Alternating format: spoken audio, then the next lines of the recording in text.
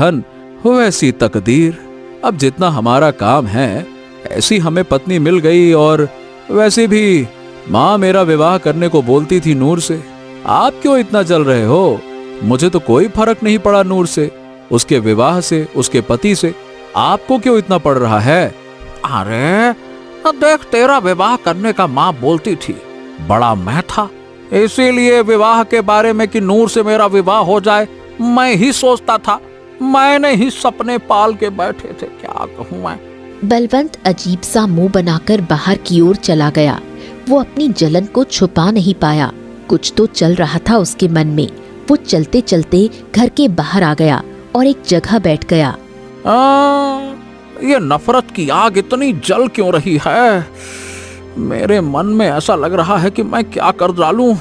अरे जिस लड़की को पसंद किया उसी का विवाह बिल्कुल घर के सामने हो गया। दूर होता तो उसकी खुशी से फर्क नहीं पड़ता, आंखों के सामने अपने प्यार को किसी और के बाहों में किसी और के साथ।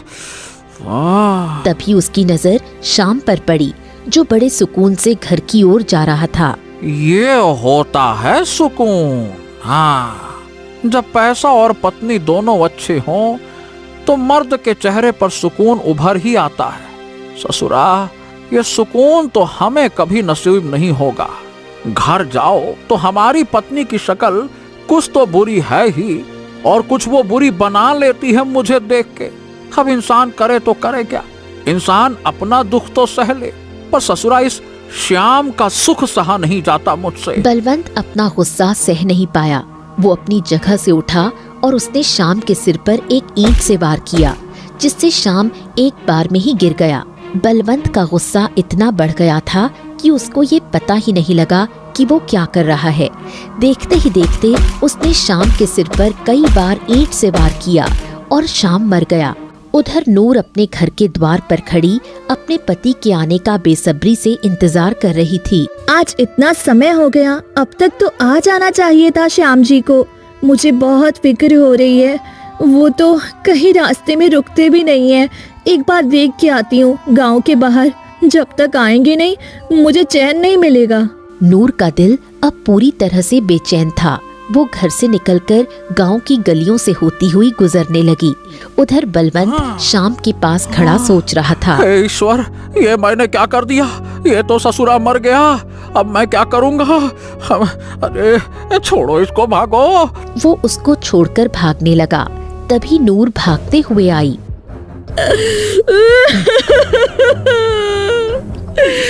बलवंत, तुमने मेरे पति को मार डाला। अरे ससुरा, श्याम तो मारा गया, नूर ने भी देख लिया। अब तो ये मुझे सजा दिला कर रहेगी। अब मैं क्या करूं, क्या करूं, क्या करूं, क्या करूं?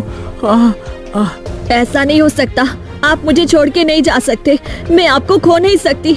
आपके सिवा मेरा दुनिया में कोई भी नहीं है। मेरा सुहाग गुजर नहीं सकता। उठिए, उठिए। उठिए।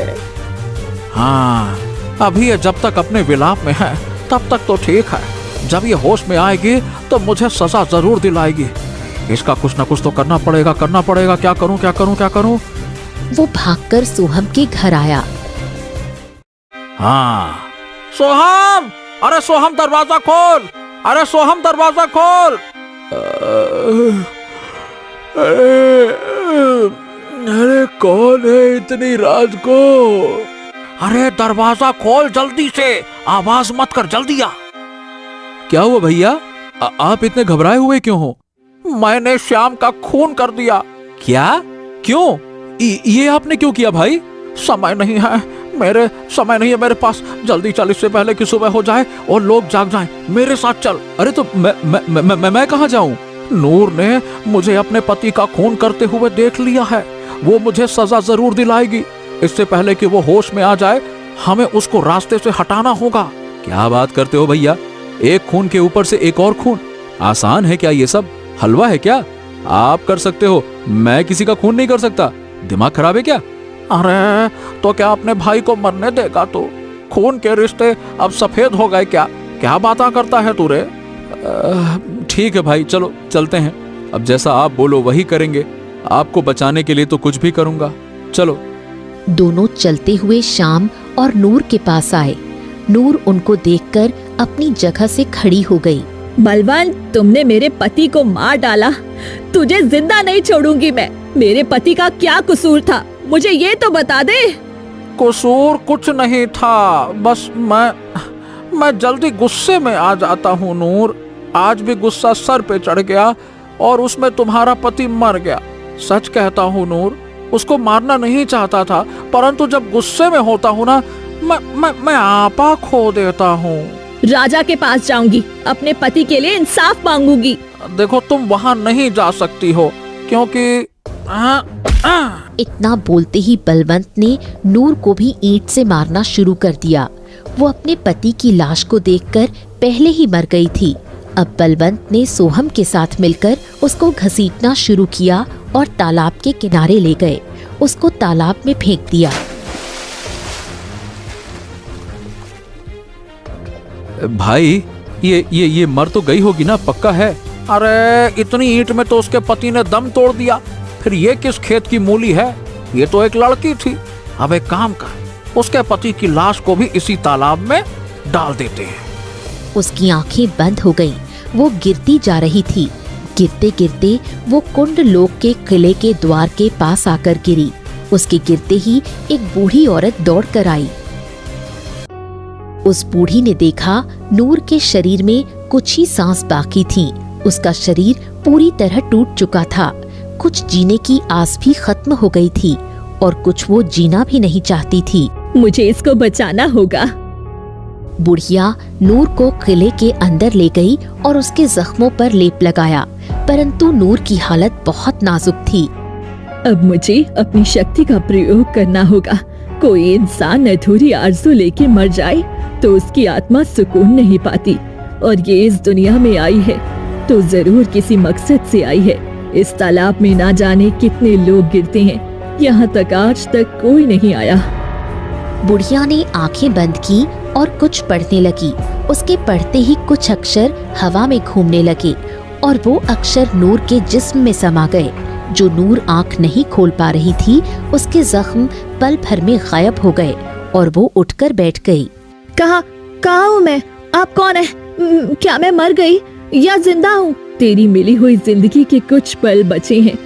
मैंने तुझे जादुई शक्ति से जोड़ दिया है। अब तू जिंदा रहेगी।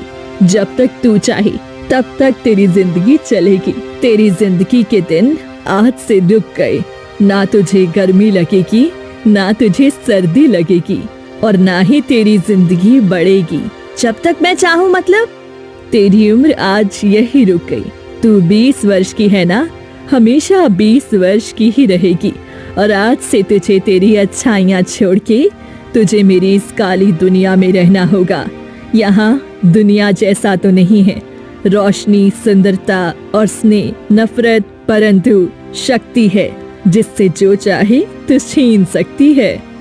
अब मुझे रोशनी में रहकर भी क्या करना है? मेरी जिंदगी की रोशनी मेरे पति के साथ खत्म हो गई। अब से मेरा एक ही मकसद है, उस बलवंत का अंत। और उसके बाद मैं इस अंधेरी जगह की मालकिन बन गई और धरती पे आ गई। तुम लोग से दोस्ती की ताकि तुम्हारे दोनों के पिता को वो दर्द दे सकूं जो उसने मुझे दिया था। संतान का दुख सबसे बढ़कर होता है। तुम दोनों को मैं यहाँ इसीलिए लाई ताकि तुम भी वो कह सको जो मैंने 20 साल कहा। पिताजी ने ये सब किया तुम्हारे साथ, तो 20 वर्ष तो मैं अंधेरे में रह रही हूँ। हमारी एक रात में इतनी खराब हालत हो गई तो तुम्हारा क्या ही हाल हुआ होगा। मुझे ये कहते हुए शर्म आ रही है। सोहम, मेरे पिताजी, अब हम इससे आगे क्या कहें? तुम चाहो तो हमें अभी के अभी मार सकती हो, परंतु क्या पिताजी को एहसास भी है जो उन्होंने नूर के साथ किया है? मुझे नहीं लगता उन्हें एहसास भी होगा। वहीं बलवंत तालाब के किनारे खड़ा हुआ था। अघोरी उनके साथ था। तुम दोनों की बेटी आई थी मेरे पास। वो इस दुनिया में जाना चाहती थी। मैंने मना भी किया, परंतु वो नहीं मानी। मेरे द्वार पे बेटी की बारात खड़ी हुई है। मेरी बेटी के भतीजी इस दुनिया में चली गई जो मैंने 20 वर्ष पहले किया। वो आज मेरे सामने आकर खड़ा हो गया अब मैं क्या करूं? अपनी पत्नी को, बेटी के ससुराल वालों को क्या जवाब दूंगा? मैं क्या जवाब दूं? भैया, अब गलती की है तो सुधारना तो पड़ेगा। अरे कैसे सुधार लूं? गलती कैसे सुधार लूं गलती को? नूर तो मर गई है, वो जिंदा होती तो उससे माफी मांग लेता। नूर जिंदा है और वही तुम्हारी बेटियों को अपनी दुनिया में ले गई है। अब वो तुम्हारा बदला तुम्हारी बेटी से लेगी। हाँ हाँ, वो जिंदा है, पर कैसे कैसे जिंदा है? अघोरी ने सारी बात बलवंत को बता दी। हाँ, अब मुझे अपनी बेटी को बचाना है तो मुझे उस कुंड लोक में जाना होगा। अपनी बेटी को नहीं खो सकता। नूर से माफी मांग लूंगा, वो बहुत अच्छी है, उसका दिल बड़ा है, वो मुझे माफ कर देगी। मैं भी आपके साथ चलता हूँ, मेरी भी बेटी वहीं पे है।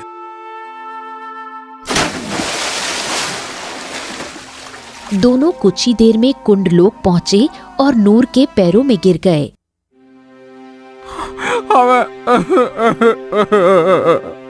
हमें माफ कर दो, हमें माफ कर दो। हमसे गलती हो गई थी, जो हमने किया वो जानबूझ के नहीं किया। बलवंत को अपने पाँव में झुका देख नूर को वो 20 वर्ष याद आ गए। एक एक पल कैसे जिए थे उसने ये दिन। वो गहरी सोच में थी। तभी बलवंत ने नूर के पैरों को खींचकर उसको गिरा दिया और उसके बाल पकड़कर बोला, अरे तुझे क्या लगा कि तू उस दिन जिंदा बच जाएगी और मेरी बेटियों को यहाँ ले आएगी और मैं तेरे पाँव में बैठ के भीख मांगूंगा? नहीं, मुझे पता था कि तू कितना घटिया इंसान है। जो तूने किया उसका तुझे अफसोस नहीं, खुशी होगी। आज तो तेरा अंत होगा। बलवंत ने उसका मुंह भींचने की कोशिश की। तभी समायरा ने रहबर से तलवार ली और उसी तलवार से अपने बाप का गला काट दिया और खुद भी घुटनों के बल बैठ गई। मैंने एक बेटी का फर्ज तो नहीं निभाया, परंतु एक इंसान का होने का फर्ज निभा लिया है। नूर, तुम्हारे साथ जो हुआ वो मैं लौटा नहीं सकती, परंतु आज से सारी जिंदगी इसी अंधेरे में रहूंगी और खुद को सजा दूंगी, ये सोच के कि जैसा कोई करता है उसका बदला इसी जन्म में उसकी संतान चुकाती है। 20 वर्ष में मैं भी बुरी तरह टूट चुकी हूँ, हर गम को सहते हुए। इन कुछ दिनों में तुमने मुझे सहेली का प्यार दिया, वो प्यार अपने साथ ले जाना चाहती हूँ और इससे मुक्ति पाना चाहती हूँ। अब अपने पति से मिलना चाहती हूँ। नूर ने वही मंत्र पढ़े जो बुढ़िया ने पढ़े थे और धीरे धीरे उसके अंदर से वो अक्षर निकल गए और नूर ने दम तोड़ दिया। उसकी दुनिया खत्म हो गई। सोहम, फलक और समायरा तालाब के बाहर धरती पर आ गए। अचानक हम यहाँ कैसे आ गए? वो दुनिया उस बुढ़िया ने नूर को दे दी थी। अब नूर ने खुद के लिए मौत को चुना, जिससे वो दुनिया खत्म हो गई और हम बाहर आ गए। बेटियों, मुझे माफ कर दो। मैं सही बताऊं, मैं भैया की बात में आ गया था। फलक और समायरा जैसे सोहम की बात सुन ही नहीं रही थी। उनकी आंखें उसी तालाब में नूर को ढूंढ रही थी, जैसे उनकी पूरी दुनिया उसी तालाब में खत्म हो गई हो। उनकी आंखों से आंसू बह रहे थे।